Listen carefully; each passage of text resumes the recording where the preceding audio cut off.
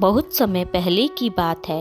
एक छोटे से गांव सिंघूपुर में एक निर्धन लेकिन नेकदिल लड़का रहता था जिसका नाम कृष्णा था। कृष्णा के माता पिता का बचपन में ही देहांत हो गया था और वह अकेला ही जंगल से लकड़ियां काटकर गांव में बेचता था। कृष्णा स्वभाव से बहुत ही दयालु, ईमानदार और परिश्रमी था। भले ही वह निर्धन था लेकिन किसी के प्रति मन में कोई दुर्भावना नहीं रखता था।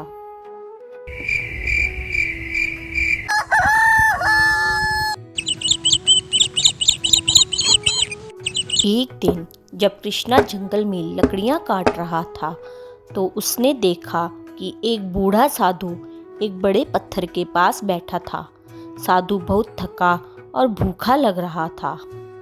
कृष्णा तुरंत उनके पास गया और उनसे विनम्रता से पूछा, बाबा, आप बहुत थके हुए लग रहे हैं, क्या मैं आपकी कोई सहायता कर सकता हूँ? साधु ने थकी हुई आवाज में कहा, बेटा, मैं बहुत भूखा और प्यासा हूँ। अगर तुम्हारे पास कुछ खाने को हो तो क्या तुम मुझे दे सकते हो? जी बाबा, आप यहीं रुके, मैं लेकर आता हूँ।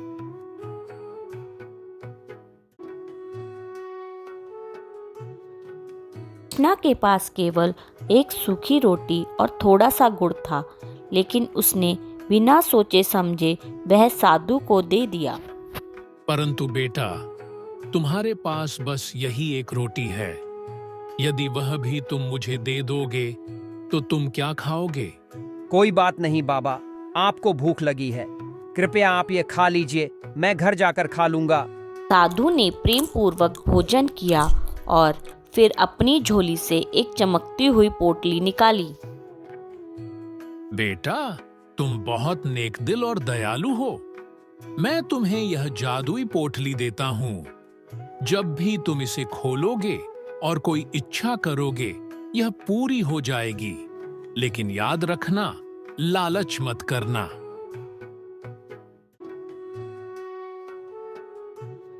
कृष्णा ने साधु के चरण छूकर आभार व्यक्त किया। पोटली लेकर घर लौट आया।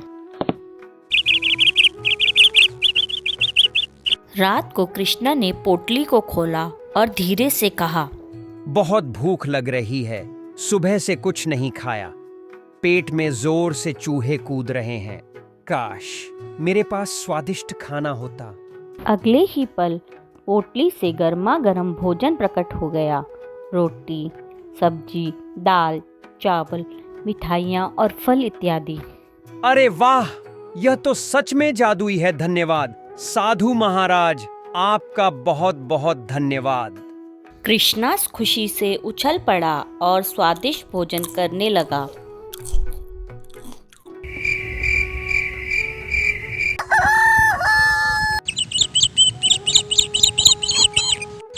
अब उसकी जिंदगी आसान हो गई थी। जब भी उसे किसी चीज की जरूरत होती, वह पोटली से मांग लेता।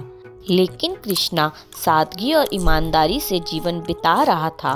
वह पोटली से उतना ही मांगता जितना उसको जरूरत होती। वह कभी भी लालच नहीं करता था। धीरे धीरे गांव में यह खबर फैल गई कि कृष्णा के पास कोई जादुई वस्तु है। यह बात गांव के लालची और निर्दयी मुखिया रघु ठाकुर तक भी पहुंची।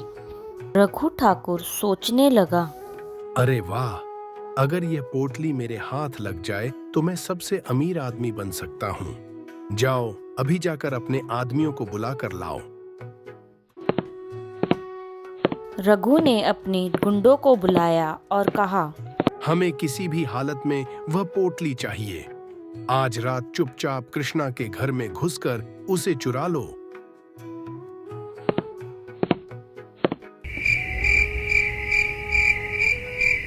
रात के अंधेरे में गुंडे चुपके से कृष्णा के घर में घुसे और जादुई पोटली चुरा कर ले गए।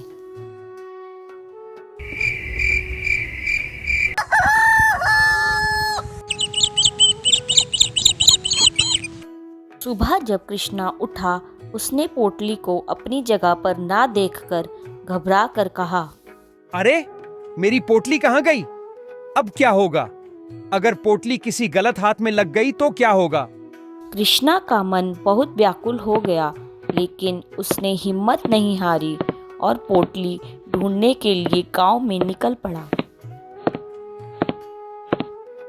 कृष्णा को जल्दी ही पता चल गया कि रघु ठाकुर ने पोटली चुरा ली है। वह सीधा उसके घर गया।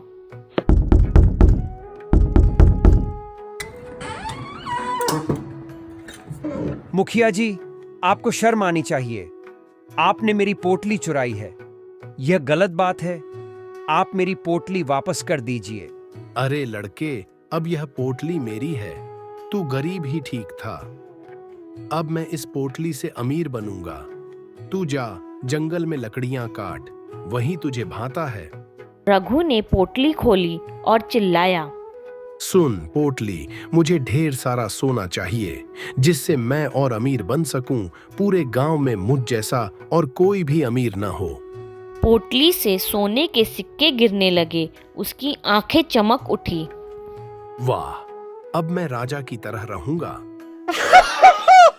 लेकिन तभी पोटली से तेज रोशनी निकली और भयंकर आंधी चलने लगी। अचानक साधु प्रकट हुए और गरजते हुए बोले, रघु, तुमने चोरी और लालच किया। इस पोटली का जादू केवल नेक दिल और ईमानदार लोगों के लिए था। अब यह तुम्हारे किसी काम की नहीं। इतना कहकर साधु ने पोटली को गायब कर दिया और रघु को श्राप दिया। जिस धन के लिए तुमने बेईमानी की, वही धन अब तुम्हारे पास नहीं रहेगा। अगले ही पल रघु की सारी संपत्ति और धन संपदा गायब हो गई। मुझे माफ कर दीजिए महाराज। अब मैं कभी लालच नहीं करूंगा। तुम्हारे लालच की यही सजा है। यह तो तुम्हें भुगतनी ही पड़ेगी। कृष्णा उदास था कि अब उसके पास जादुई पोटली नहीं थी, लेकिन तभी साधु ने कहा, बेटा, सच्चा जादू तुम्हारे मन में है। ईमानदारी और मेहनत ही असली दौलत है। साधु ने आशीर्वाद दिया और अंतर्ध्यान हो गए।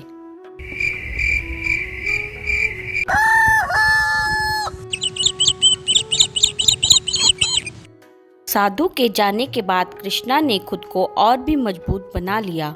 वह जानता था कि मेहनत और ईमानदारी ही असली जादू है।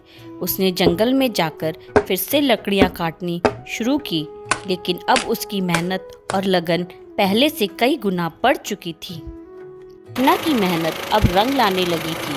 धीरे धीरे उसने लकड़ियों का व्यापार शुरू किया और कुछ ही सालों में गांव का सबसे सफल व्यापारी बन गया।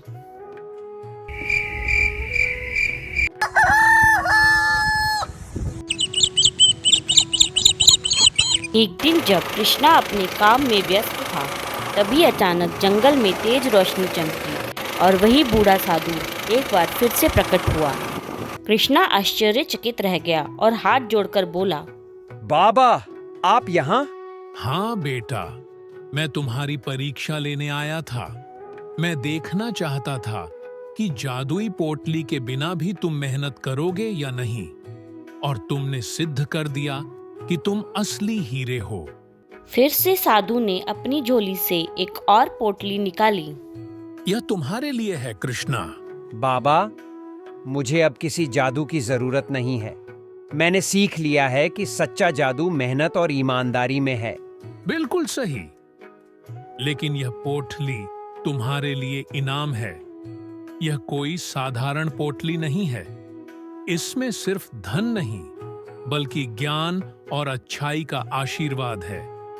यह पोटली तुम्हारी आने वाली पीढ़ियों का भी भला करेगी।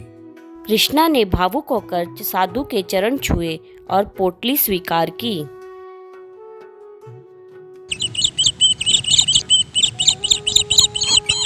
एक दिन रघु ठाकुर कृष्णा के पास आया। उसकी आंखों में आंसू थे। कृष्णा, मैंने बहुत गलत किया। क्या तुम मुझे माफ कर सकते हो? रघु काका, अगर हम अपने अतीत की गलतियों से कुछ सीखें तो वही असली जीत होती है। मैं तुम्हें माफ करता हूं। तुम चाहो तो मेरे साथ काम कर सकते हो। तू सच में बहुत बड़ा इंसान है कृष्णा। इस कहानी से हमें यह शिक्षा मिलती है कि असली जादू किसी पोटली में नहीं, हमारी ईमानदारी और मेहनत में है। अगर आपको मेरी यह कहानी पसंद आई तो कृपया मेरे चैनल को लाइक कीजिए, सब्सक्राइब कीजिए। धन्यवाद।